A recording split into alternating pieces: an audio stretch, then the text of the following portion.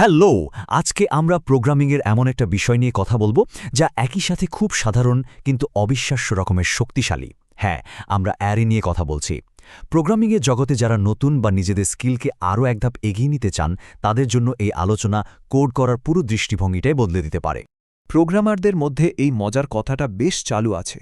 আর সত্যি বলতে মাঝে মাঝে প্রোগ্রামিং করাটা বেশ কঠিন মনে হতেই পারে, কিন্তু সবসময় কি কোডটা কঠিন বলেই কঠিন লাগে?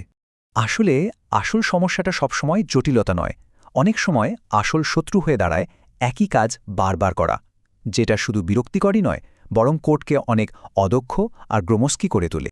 চলুন, এই যে পুনরাবৃত্তির সমস্যা, এটাকে একটু কাছ থেকে দেখা যাক, কারণ এই সমস্যার মধ্যেই কিন্তু আমাদের সমাধানের চাবিকাঠিটা লুকিয়ে আছে। আচ্ছা, একটা খুব সাধারণ উদাহরণ ভাবা যাক। ধরুন, ইউজারের কাছ থেকে 10টা আলাদা নম্বর নিয়ে সেগুলোকে পরে ব্যবহারের জন্য স্টোর করতে হবে। তো প্রথম যে উপায়টা মাথায় আসে সেটা কি হতে পারে? হয়তো আমরা 10টা আলাদা ভ্যারিয়েবল তৈরি করব আর 10 বার ইনপুট নেওয়ার কমান্ড লিখব। হ্যাঁ, কাজ তো করবে, কিন্তু একবার ভাবুন তো, যদি 10টার জায়গায় 100টা বা 1000টা সংখ্যা নিতে হতো, তাহলে কি হতো? কোডটা হয়ে যেত বিশাল, অগোছালো, আর ম্যানেজ করাটা প্রায় অসম্ভব একটা ব্যাপার। এর চেয়ে ভালো কোনো উপায় তো থাকতেই হবে, তাই না? আর ঠিক এখানেই এন্ট্রি নিচ্ছে আমাদের আজকের হিরো, অ্যারে।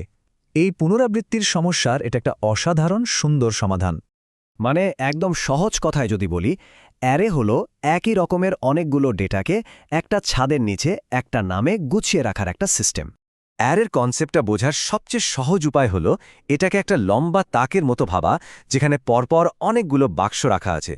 পুরো তাকটার একটাই নাম, কিন্তু প্রত্যেকটা বাক্সের গায়ে একটা করে নাম্বার লেখা আছে।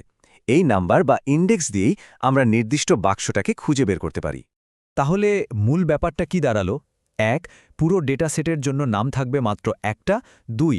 ভেতরের প্রত্যেকটা ডেটাকে আমরা বলি এলিমেন্ট, আর প্রত্যেকটা এলিমেন্টকে চেনার জন্য থাকে একটা ইন্ডেক্স নম্বর, যেটা সবসময় 0 থেকে শুরু হয়। আর সবচেয়ে জরুরি নিয়মটা হলো একটা অ্যারের সব এলিমেন্টকে একই জাতের হতে হবে, মানে হয় সবাই ইন্টিজার, না হলে সবাই ক্যারেক্টার। কোনো খিচুড়ি চলবে না। আর কোডে একটা অ্যারে বানানো তো আরও সোজা। শুধু 3টা জিনিস বলে দিতে হয়। ডেটাগুলো কি ধরনের হবে, অ্যারেটার কি নাম হবে, আর এতে মোট কয়টা এলিমেন্ট থাকবে। ব্যাস, কাজ শেষ। বেশ, থিওরি তো অনেক হলো। এখন চলুন দেখি এই নতুন সুপার পাওয়ারটা কাজে লাগাবো কিভাবে। তো একটা অ্যারের ভেতরে ডেটা ভরার মূলত 3টা রাস্তা আছে। 1. অ্যারেটা বানানোর সময় আমরা মানগুলো বলে দিতে পারি। 2. পরে এক এক করে প্রত্যেকটা ইন্ডেক্সে মান বসাতে পারি। আর 3, যেটা সবচেয়ে কাজের এবং কার্যকর, সেটা হলো লুপ চালিয়ে ইউজারের কাছ থেকে অনেকগুলো মান নিয়ে নেওয়া। আর এখানেই তো অ্যারের আসল জাদুটা। মনে আছে তো আগের সেই ঝামেলাটা, 6টা সংখ্যার জন্য 6 বার কোড লেখা?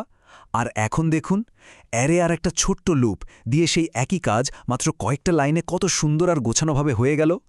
এটাকে বলে স্মার্ট কোডিং। চলুন এবার একটা সত্যিকারের উদাহরণ দেখা যাক, যেখানে অ্যারের ক্ষমতাটা আরও ভালোভাবে বোঝা যাবে। আমাদের কাজটা হলো, একটা লিস্টে অনেক ছাত্রছাত্রীর পরীক্ষার নম্বর আছে। আমাদের সেখান থেকে সবচেয়ে বড় নম্বরটা খুঁজে বের করতে হবে। এর পেছনের বুদ্ধিটা কিন্তু খুব সহজ। প্রথমে আমরা ধরে নেব যে লিস্টের প্রথম নম্বরটাই সবচেয়ে বড়। এরপর একটা লুপ চালিয়ে লিস্টের বাকি নম্বরগুলোর সাথে ওটার তুলনা করব।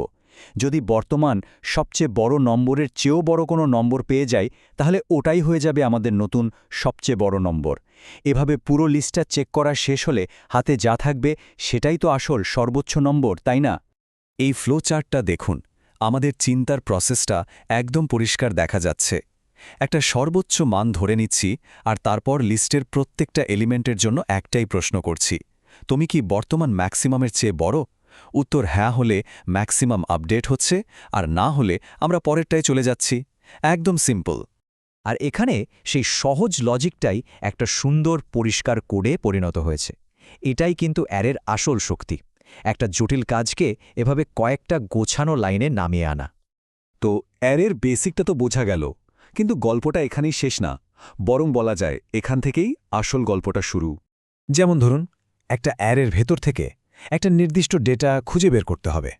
যদি অ্যারেটা এলোমেলো থাকে, তাহলে উপায় নেই, একদম প্রথম থেকে শেষ পর্যন্ত একটা একটা করে খুঁজে দেখতে হবে। কিন্তু যদি অ্যারেটা গোছানো থাকে, মানে ছোট থেকে বড় সাজানো থাকে, তাহলে কিন্তু কাজটা অনেক সহজ আর দ্রুত হয়ে যায়। এখন প্রশ্নটা হলো, অ্যারে সাজানো থাকলে খোঁজাটা দ্রুত হয়, বুঝলাম, কিন্তু এর চেয়েও কি ভালো কিছু করা সম্ভব? ভাবুন তো, একটা ডিকশনারি থেকে যখন কোনো শব্দ খোঁজা হয়, কেউ কি প্রথম পাতা থেকে শুরু করে? না তো, আমরা সোজা মাঝখান থেকে খোলা শুরু করি, তাই না? এই চিন্তাটা দিয়ে আজকের মতো শেষ করছি। অ্যারের জগতে এই অভিযান কিন্তু সবে শুরু হলো।